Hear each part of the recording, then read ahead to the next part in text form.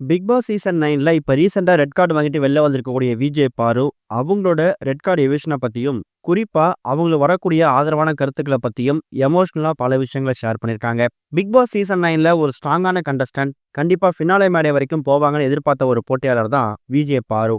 ஆனா கடந்த ஒரு சில வாரங்களாவே அவங்க கமருதீன் அப்புறம் அரோரா இவங்க 2 பேர மட்டுமே ஃபோக்கஸ் பண்ணி அவங்களோட கேம கான்சன்ட்ரேட் பண்ணதால, ஒரு பக்கம் அன்ப சம்பாரிச்சாலும், ஒரு பக்கம் வெறுப்ப சம்பாரிச்சிருக்காங்க.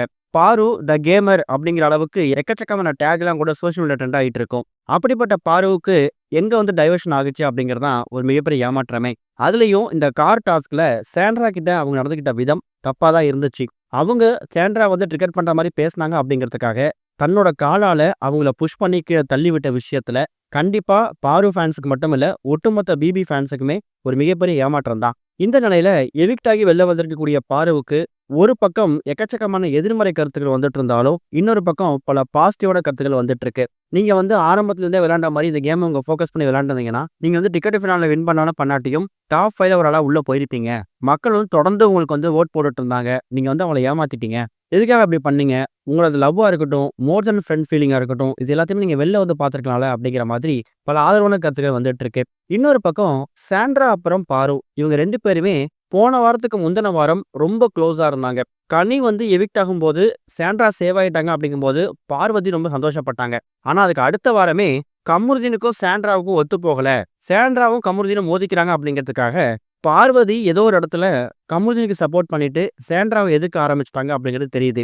அதுலயும் இந்த கார் டாஸ்க்ல அவங்க காமருதீன்னு வார்த்தையை பயன்படுத்துறதுக்கு அப்புறம் தான் பாரு ரொம்ப ட்ரிகர் ஆயிட்டாங்க. 2 பேரும் பண்ண தப்பு மாத்தி மாத்தி வாய் வார்த்தையிலே முடிச்சிருக்கலாம். அந்த சண்டைய வெறும் வார்த்தைகளை மட்டுமே போட்டிருந்தாங்கன்னா அது ரெட் கார்டு அளவுக்கு போயிருக்காது. ஓகே, பாரு மேல தப்பு இருக்கு. அவங்க ரெட் கார்டு வாங்கிட்டாங்க. அவங்க ரெட் கார்டு வாங்கிட்டு அதுக்கப்புறம் மன்னிப்பு கேட்கறதுக்காக போறாங்க. அந்த நேரத்துல சாண்ட்ரா ரொம்ப பயந்த மாரி ஒரு கத்துற மாரி பண்ணாங்கல்ல. அத பார்த்துட்டு ஓகே, நீங்க பயந்துட்டீங்க. உங்களுக்கு ஃபிட்ஸ் வந்துருச்சோ, இல்ல பேனிக் அட்டாக் வந்துருச்சோ. ஒருத்தவங்க தப்பு செஞ்சுட்டாங்க. மன்னிப்பு கேட்கறாங்க.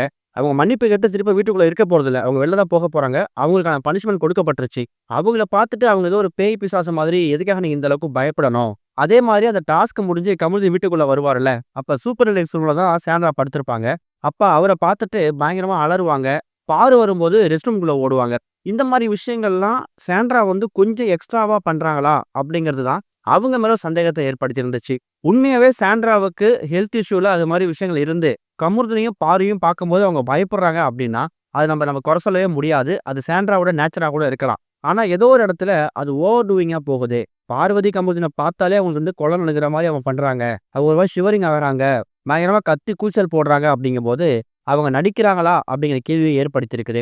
பாரு செஞ்ச தப்புக்கு அவங்க ரெட் கார்ட் கொடுத்து வெளில அனுப்பப்பட்டிருந்தாலும், ஏதோ ஒரு இடத்துல பாருவும் கமருதீனும் மன்னிப்பு கேட்கும்போது, அந்த மன்னிப்பையாவது அவங்க ஏத்துருக்கலாம். சாண்ட்ரா ஏத்திருந்து, அவங்க 2 பேரோட அந்த அப்பாலஜி அக்செப்ட் பண்ணியிருக்கலாம் அப்படிங்கிறது தான் கோரிக்கையா இருக்கு. இத பத்தி நீங்க என்ன நினைக்கிறீங்க? அப்படிங்கிற கருத்துக்கள மறக்காம கமெண்ட்ல மென்ஷன் பண்ணுங்க.